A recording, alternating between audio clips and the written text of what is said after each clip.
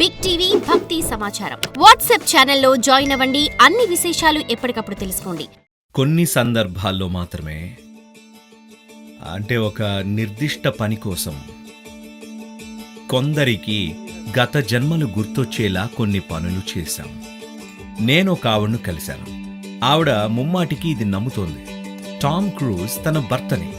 నేను గత జన్మలో అతను నాకు కూడా చాలా బాగా తెలుసు అన్నాను. అంతే. ఆవిడ "హా?"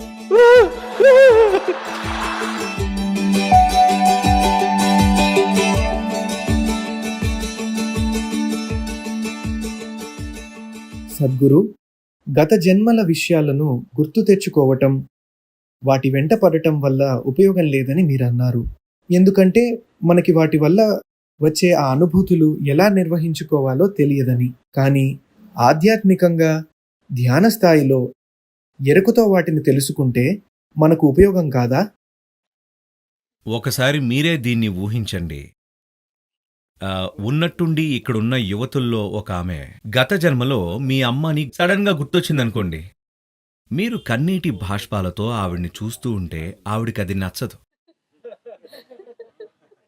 ఇప్పుడు మీరు ఆవిడ్ని వదలలేరు. ఆవిడ మీ అమ్మ కదా. భావోద్వేగాలన్నీ తిరిగి వస్తాయి, కుప్పలు తెప్పలుగా. ఇక ఇది వరకు చెప్పలేకపోయినవన్నీ, చెయ్యని పనులన్నీ ఇప్పుడు చెయ్యాలి అనుకుంటారు. కానీ ఆవిడ ఒప్పుకోదు. ఎందుకంటే ఆమె ఇప్పుడు ఒక యువతి. ఆవిడ మీ అమ్మ కాదు. మిమ్మల్ని చూసి నవ్వుతుంది. ఇంకా దారుణం ఏంటంటే, మీ ఎదురుగా కూర్చున్న ఈ అబ్బాయి గత జన్మలో అతను మీ భార్య అని సడన్ గా గుర్తొచ్చిందనుకోండి.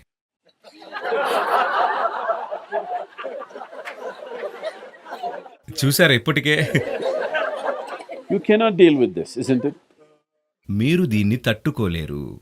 ప్రస్తుత జీవితంలోని భావోద్వేగాలే మిమ్మల్ని పీల్చి పిప్పి చేస్తున్నాయి. అవునా?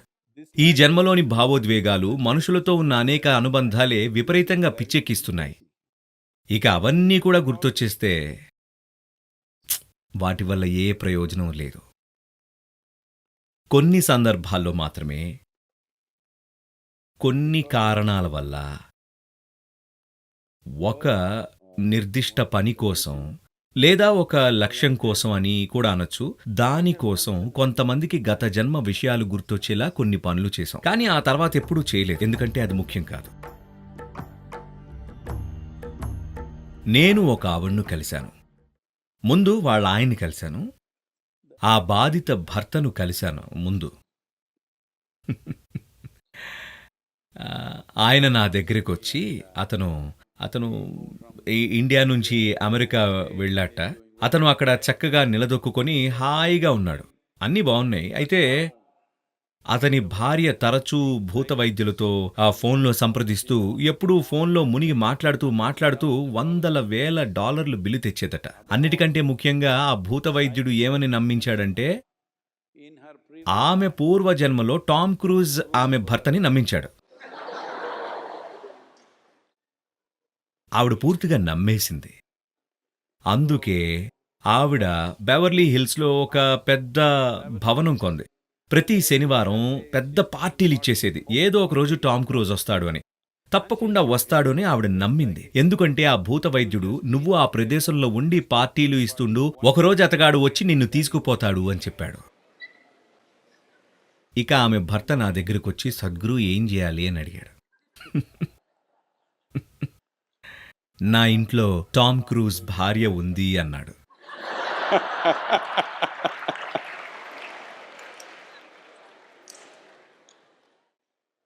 నేను సరే, ఆవిడ్ని నా వద్దకు పంపండి, చూద్దామన్నాను.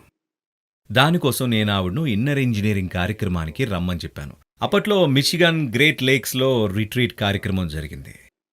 అక్కడ ఒక అద్భుతమైన రిసార్ట్లో ఇన్నర్ ఇంజనీరింగ్ రిట్రీట్ జరిగింది.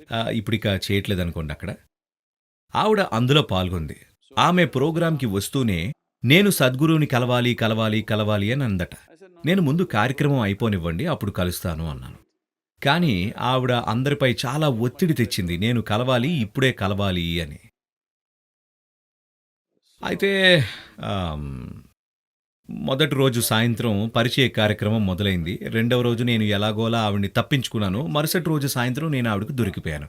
ఇంకా కలవాల్సి వచ్చింది. దాంతో సరేనని ఇద్దరం కూర్చున్నాం. అప్పుడు ఆవిడ చెప్పుకొచ్చింది, మా ఆయన మీకు అన్నీ చెప్పేసి ఉంటారు, కానీ నేను మీకు మళ్ళీ చెబుతున్నాను, ఇది 100% నిజం, మీరేమంటారు అంది. నేను అవును నిజమే అన్నాను. నాకు కూడా చాలా బాగా తెలుసు, గత జన్మలో టామ్ క్రూజే నీ భర్త అవును అన్నాను. ఆవిడ చాలా సంతోషపడింది, చివరికి ఆమెకు ఒక గురువు దొరికినందుకు. నేను ఆవిడతో గత జన్మలో అతను నాకు కూడా చాలా బాగా తెలుసు, కానీ అప్పుడు అతను చాలా వికారంగా ఉండేవాడు, కానీ ఈసారి చాలా అందంగా ఉన్నాడు అన్నాను. దాంతో ఆవిడ ఏంటి ఆ?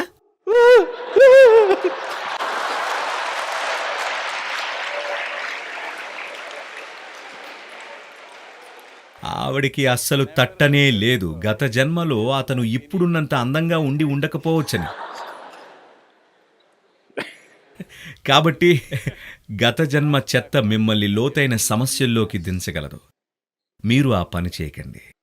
ఈ జన్మని సరిగ్గా నిర్వహించుకోవడం ముఖ్యం, చాలా ముఖ్యం. ఇది మన చేతుల్లో ఉంది. ఇంకా ప్రజలతో ఉన్న మరో సమస్య ఏమిటి అంటే, సద్గురు గత జన్మలో నేను మీతో ఉన్నానా అంటారు.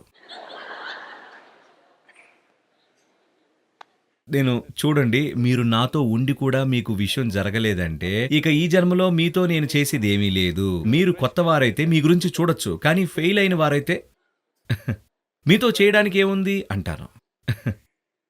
కాబట్టి నేను చెప్పేది ఏంటంటే, మీ అంతట మీరు ఏవేవో ఊహించుకుంటూ కేవలం భ్రమల ప్రపంచంలో విహరిస్తుంటారు. దీని నుంచి మీరు బయటకు రావాలి.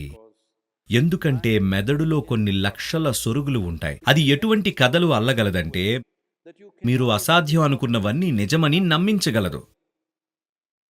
చూడండి, స్కిజోఫ్రేనియా జబ్బున్న వారు ఉంటారు. వారికి ఎన్నో వ్యక్తిత్వాలు ఉంటాయి.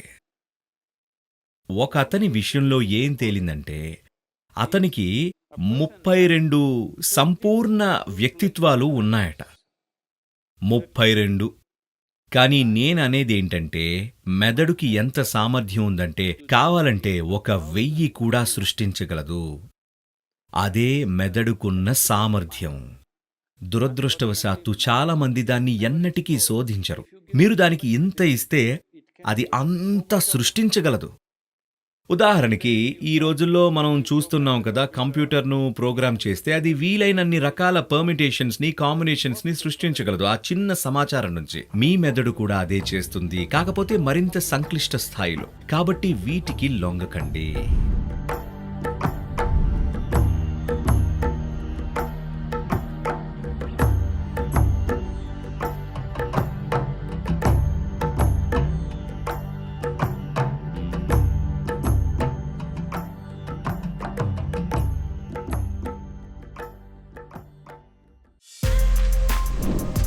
For more videos like this, subscribe Big TV channel.